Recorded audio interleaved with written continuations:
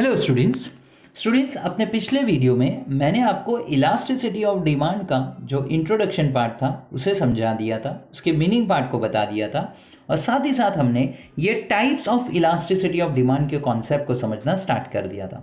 Students, अगर आपने वो वीडियो नहीं देखा तो पहले आप उस वीडियो को देख लीजिए ताकि आपको बेसिक कॉन्सेप्ट समझ में आ जाए कि इलास्टिसिटी ऑफ डिमांड क्या होता है। ऐसा आपको याद होगा, मैंने आपको बताया इलास्टिसिटी ऑफ डिमांड एक कॉन्सेप्ट है जो हमें एक्सटेंशंस और हम कह सकते हैं रिस्पॉन्सेस को समझने के लिए बनाया गया है। यानी ये अल्फ्रेड मार्शल, जो प्रोफेसर अल्फ्रेड मार्शल थे, उन्होंने इस कॉन्सेप्ट को इंट्रोड्यूस किया जिसकी मदद से वो हमें समझाना चाहते थे कि अगर किसी एक वेरिएबल में चेंजेस आए और उसके वजह से दूसरे वेरिएबल में चेंजेस हों तो उनका जो रिस्पॉन्स बनता है, उनके अंदर जो बदलाव आते हैं वो किस डिग्री तक आ सकते हैं, किस एक्सटेंट तक आ सकते हैं, उसको मेजर करने के लिए उन्होंने इस कॉन्सेप्ट को बनाया था जिसका नाम उन्होंने रखा था इलास्टिसिटी ऑफ डिमांड। वो हमने अपने पिछले वीडियो में डिस्कस कर चुके हैं, आप उसके लिए पिछला वीडियो देख लीजिए। हमने लास्ट लेक्चर में types of elasticity of demand को स्टार्ट कर दिया था, अभी भी आप स्क्रीन पे देख सकते हैं, और उसकी तीन कैटेगरी थी: income elasticity of demand, cross elasticity of demand and price elasticity of demand. हमने इनकम इलास्टिसिटी और उसके जो थोड़े से टाइप्स दिए गए थे यू शुड नो में, वो डिस्कस कर लिया था। तो अब हम लोग आगे बढ़ेंगे और सेकेंड पार्ट लेंगे, वो है क्रॉस इलास्टिसिटी ऑफ डिमांड का। अब ये क्या होती है, किसे कहते हैं क्रॉस इलास्टिसिटी ऑफ डिमांड?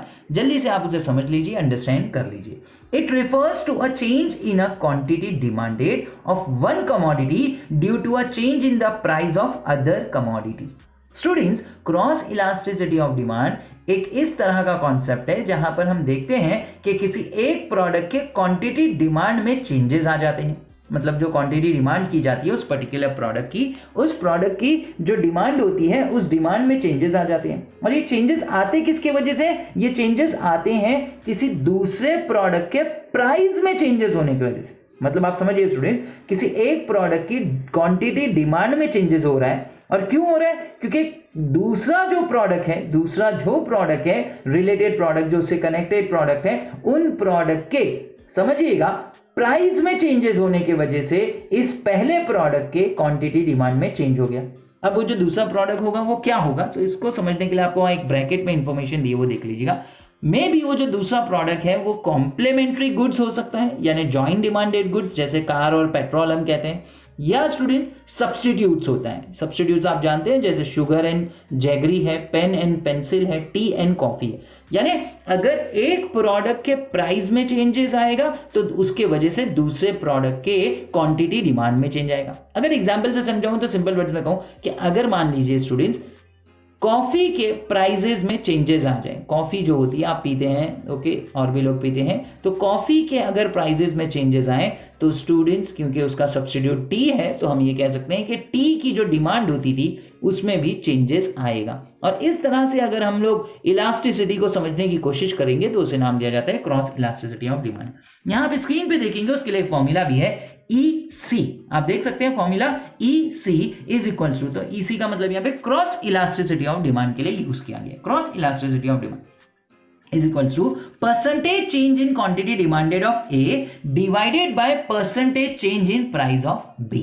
मतलब प्रोडक्ट ए के डिमांड में चेंज हो रहा है, उसकी क्वांटिटी में बदलाव आया है। क्यों?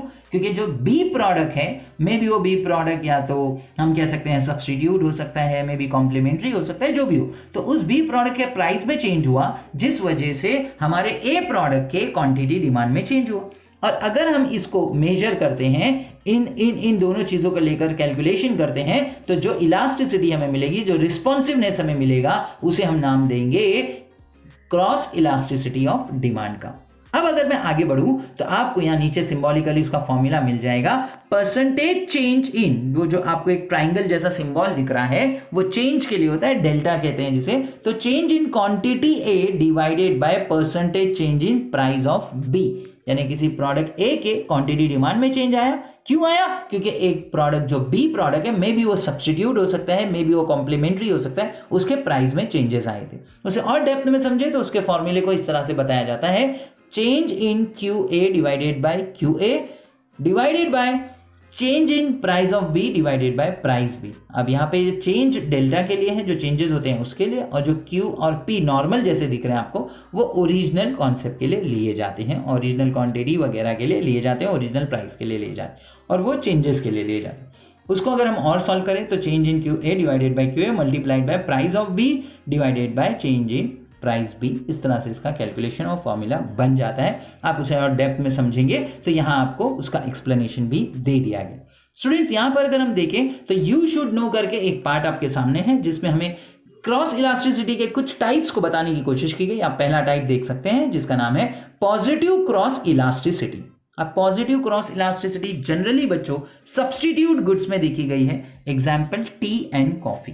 टी एंड कॉफी जनरली उनके केसेस में ऐसा माना जाता है कि जो क्रॉस इलास्टिसिटी जनरेट होगी वो पॉजिटिव होगी। Whereas negative cross elasticity generally देखी गई है कॉम्प्लीमेंट्री गुड्स के केस में। कॉम्प्लीमेंट्री लाइक जो रिलेटेड काइंड ऑफ गुड्स होते हैं जिनकी हम जॉइंटली डिमांड करते हैं, जैसे यहाँ पे एग्जांपल है टी एंड शुगर का, और हम ले सकते हैं कार एंड पेट्रोल का या कार एंड फ्यूल का, हम एग्जांपल ले सकते हैं। वहाँ नेगेटिव नेगेटिव क्यों होता है स्टूडेंट? क्योंकि जनरली उसमें देखा गया है कि अगर एक प्रोडक्ट के प्राइस बढ़ेंगे एक के, तो दूसरे की जो डिमांड होगी ना वो कम होगी। जैसे जैसे समझिए, अगर फ्यूल के प्राइसेस बढ़ेंगे स्टूडेंट्स, फ्यूल के प्राइसेस बढ़ेंगे तो जो कार होती हैं कार, ओके, उनकी डिमांड कम होगी।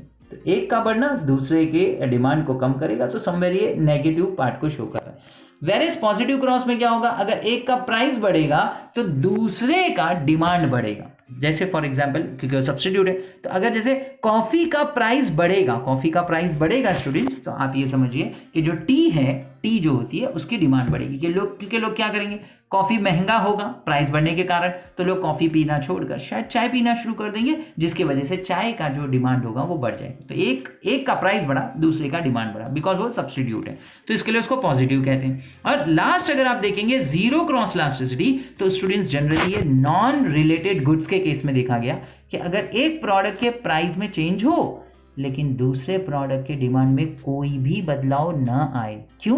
क्योंकि वो दोनों जो हैं वो अनरिलेटेड गुड्स हैं, नॉन रिलेटेड गुड्स हैं, मतलब उनमें कोई कनेक्शन नहीं है। जैसे अगर आप यहाँ पर स्क्रीन पे एग्जांपल देखें तो वहाँ पे आपको टी एंड बुक्स का एग्जांपल मिले। यानी स्टूडेंट, अगर बुक्स के प्राइस में चेंजेस हो भी जाए, किताबों के प्राइजेस में चेंज भी हो जाए, तो बच्चों याद रखिए उस बुक्स के प्राइजेस में चेंज होने की वजह से चाय जो लोग पीते हैं, टी जो लोग कंज्यूम करते हैं, उसके डिमांड में कोई फर्क नहीं पड़ेगा। क्यों? क्योंकि ये दोनों जो हैं बुक्स एंड टी, ये अनरिलेटेड गुड। दूसरा अगर हम एग्जांपल लें कि अगर स्टूडेंट्स फैन के प्राइजेस बढ़ जाएं, फैन के प्राइजेस बढ़ जाएं, पंखे महंगे हो जाएं, तो पंखों के महंगे होने की वजह से हमारे घर में आने वाला जो मिल्क है, जो दूध है, उसके डिमांड में कोई असर नहीं पड़ेगा, कोई इफेक्ट नहीं होगा स्टूडेंट, नहीं, जीरो इफेक्ट होगा। क्यों? क्योंकि ये दोनों अनरिलेटेड है, फैन और मिल्क, या फिर यहाँ जो एग्जांपल है बुक और टी। सो यस, वहाँ पे कोई चेंजेस नहीं होगा, तो इसके लिए इसे कहते हैं zero cross elasticity. Hope students आपको ये तीनों कैटेगरी समझ आ गई होगी जो क्रॉस इलास्टिसिटी से रिलेटेड थी। आप इसे अच्छे से समझिए, अंडरस्टैंड करिए। अगर आपको कोई डाउट है तो आप मेरे से आने वाले अपकमिंग हमारे जो भी लेक्चर्स हैं, आप उसमें अपने डाउट्स को क्लियर कर सकते हैं, अपने डाउट्स को आप पूछ सकते हैं। होप स्टूडेंट्स आप सब फाइन होंगे, आपके पेरेंट्स भी फाइन होंगे। यही दुआ है कि आप सब अपनी लाइफ का ध्यान रखिए, आप अपने मम्मी पापा का ध्यान रखिए, अपने क्रिएटर को हमेशा याद रखिए। God bless you.